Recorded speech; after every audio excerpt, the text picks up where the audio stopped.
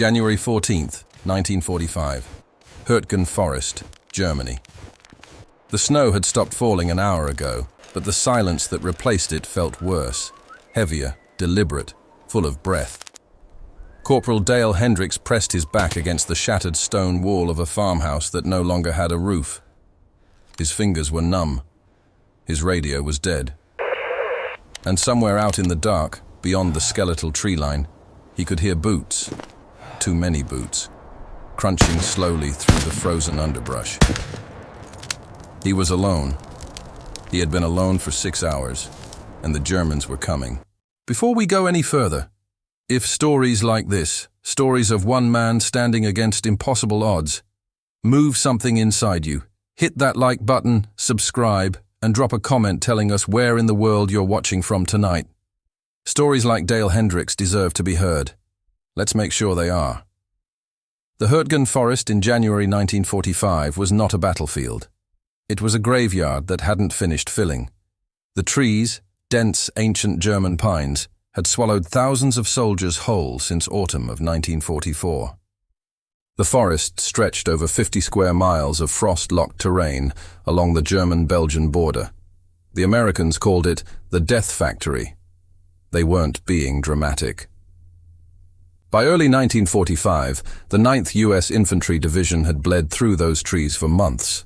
Supply lines were dangerously thin, communication was unreliable at best, and the Wehrmacht, despite being pushed back across France and into the Reich, was far from broken inside that forest.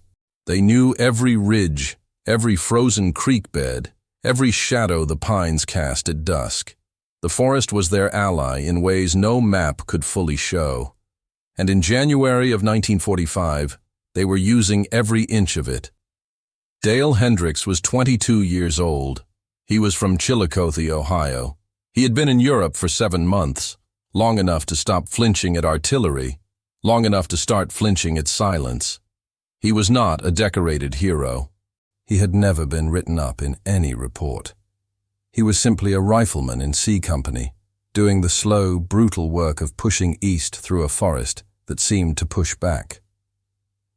On the morning of January 14th, his squad was ordered to hold a forward observation post, a collapsed farmhouse at the edge of a logging trail. 4 crumbled walls, 2 shell craters, and a clear line of sight down a 300-meter corridor between the trees. It wasn't much, but in the Hürtgen, clear sight lines were worth dying for. His sergeant, a steady man named Kowalski, led the patrol out at 600 hours. 9 men total.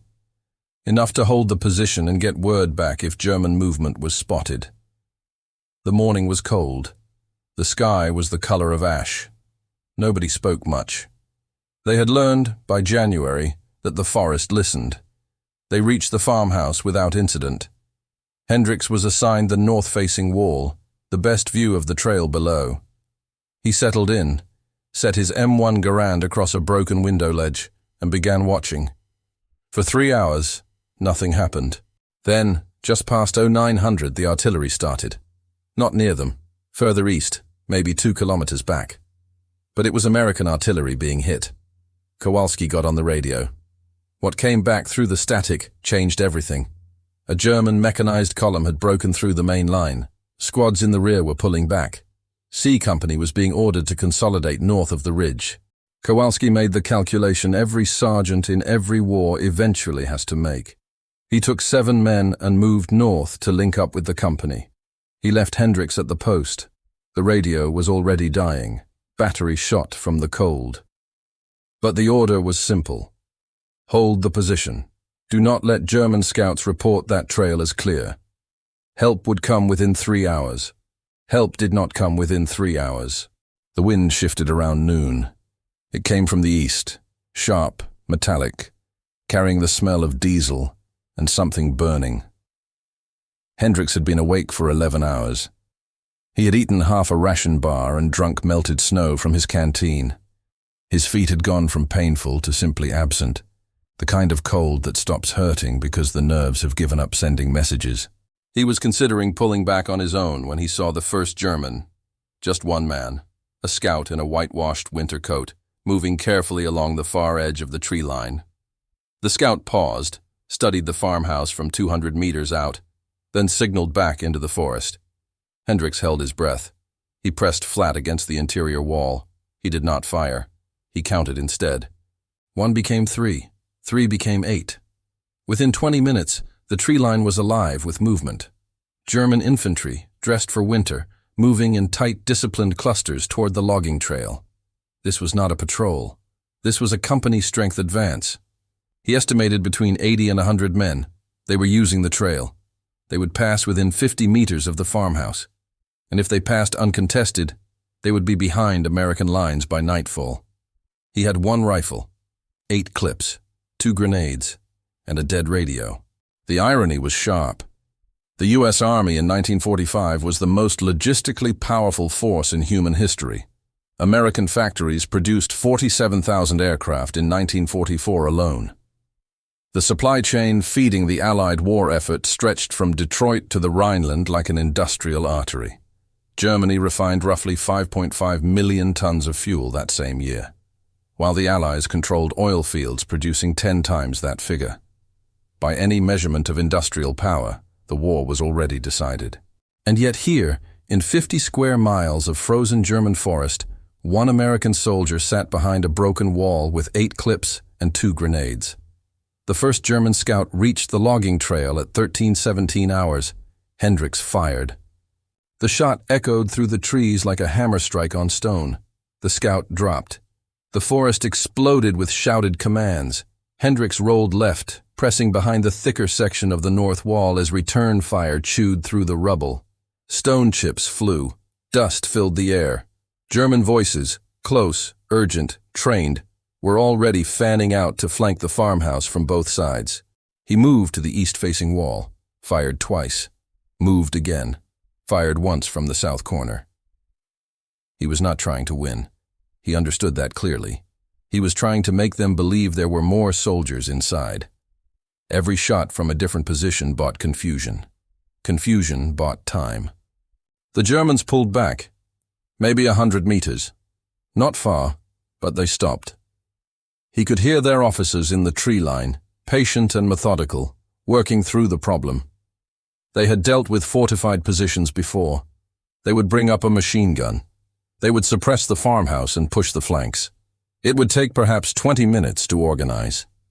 Hendricks used those 20 minutes. He moved every sandbag and loose stone he could find to the east wall. He placed 1 grenade at the south corner, kept the second on his belt. He found a secondary firing position behind a collapsed chimney stack at the rear, lower, harder to see from the tree line. He drank the last of his canteen water. He checked his clips. 7 left. The machine gun opened up at 13:47 hours. It was a German MG-42, capable of firing 1,500 rounds per minute. American soldiers called it Hitler's buzzsaw. The sound was nothing like a conventional machine gun. It was a tearing, continuous shriek, like fabric ripped at impossible speed. When that sound opened up on a fixed position, men in foxholes had been known to simply freeze, not from cowardice, but from the pure physical shock of it. Hendricks did not freeze. He dropped flat behind the chimney base as the farmhouse walls disintegrated above him. Stone and mortar exploded inward. The window ledge where he had positioned his rifle 3 hours ago simply ceased to exist. The firing held 40, 50, 60 seconds of continuous tearing metal. Then it paused. In that pause, boots moved through the underbrush. Close, very close. He pulled the pin on the first grenade and threw it blind over the south wall. The explosion was sharp and disorienting. The boots stopped. He was already back at the east wall, firing twice through the smoke. A voice cried out in German, not a command, a cry of pain. He moved again, fired once more. The MG-42 opened up again, but its angle had shifted.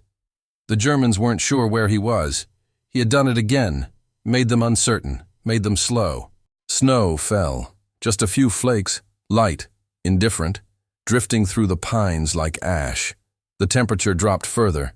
Hendricks could no longer feel his trigger finger. He had taken to gripping the rifle with his palm, squeezing with the flat of his hand. His vision had narrowed to a tunnel. He was operating on something beyond thought, some older, harder mechanism that soldiers develop only after months of staying alive through things that should have killed them. It was past 1500 hours. He had been holding the farmhouse for over 2 hours since the first shot. The Germans tried again at 1520, this time from 3 sides simultaneously. A disciplined textbook assault designed to overwhelm by sheer angles. Hendricks saw movement from the east, fired twice, sprinted to the south corner, and used his last grenade there. He was out of grenades now, 5 clips remaining. But something had changed in the German advance. They were slower, more cautious.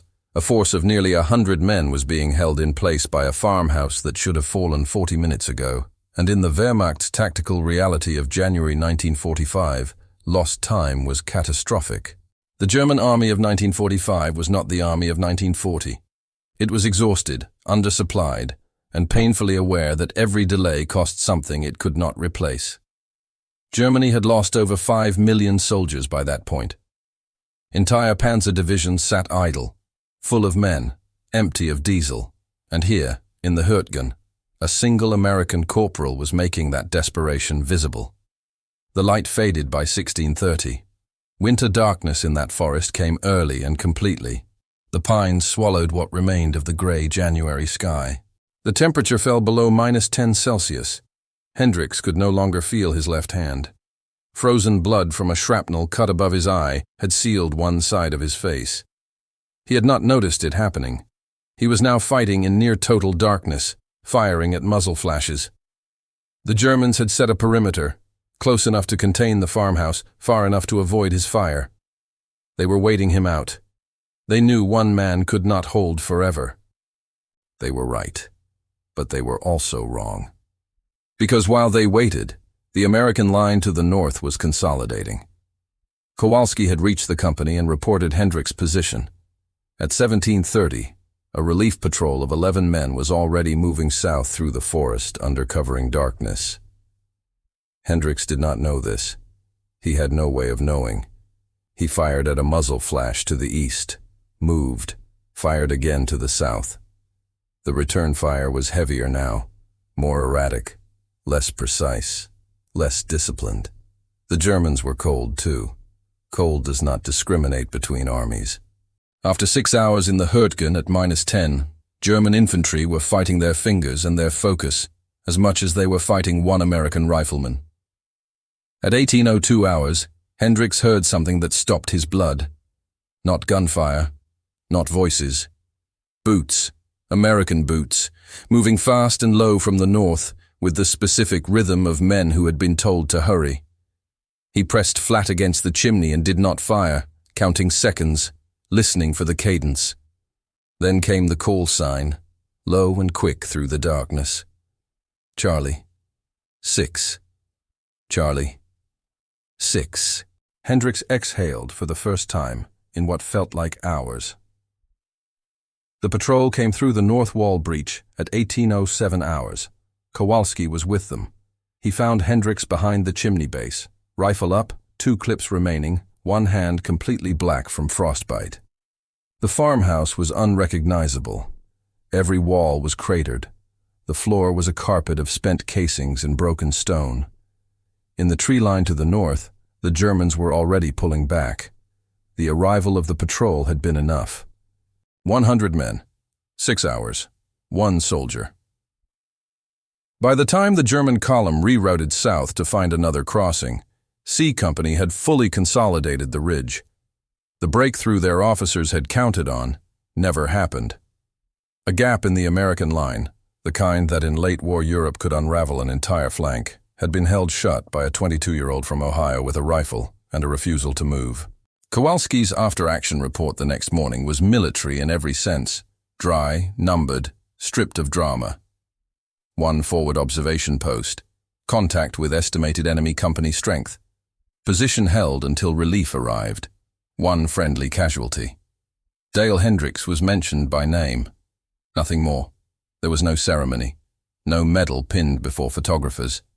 There was hot coffee and a stretcher for the frostbitten hand. There was a blanket that smelled of mud and motor oil. There was sleep, fitful, brief, in a dugout that smelled of wet wool and diesel. But the forest remembered. The Hurtgen campaign remains one of the least celebrated and most brutal chapters of the entire war. Between September 1944 and February 1945, the U.S. Army suffered over 33,000 casualties in those 50 square miles. Entire regiments were shattered against positions they had been told would fall in days. The forest did not care about timelines or air superiority or the turning tides of history. The forest only cared about what a man did when he was alone in the dark. What Hendricks did was this. He held a position that should have been surrendered. He made 100 men cautious who had every reason to be bold. He bought 6 hours for soldiers he would never meet to reach positions they needed to hold. He did it with 8 clips, 2 grenades, frozen hands, and a clarity of purpose that no training fully explains. There are names that fill history books, battles that name entire generations. Normandy, Bastogne, the Bulge. These are the stories that become films and monuments and national memory. But the war was also made of smaller things, of men alone in the cold, behind broken walls, with no radio and no reasonable expectation of survival, deciding anyway. Not because they were unafraid. Fear in that forest was as constant as cold. Not because they were still following orders. Hendricks' orders had been superseded hours ago by events no one had predicted. Not because the odds made any kind of sense. Not even because they believed help was coming. He held because the trail was behind him. And if the trail was taken, men he'd never see again would die.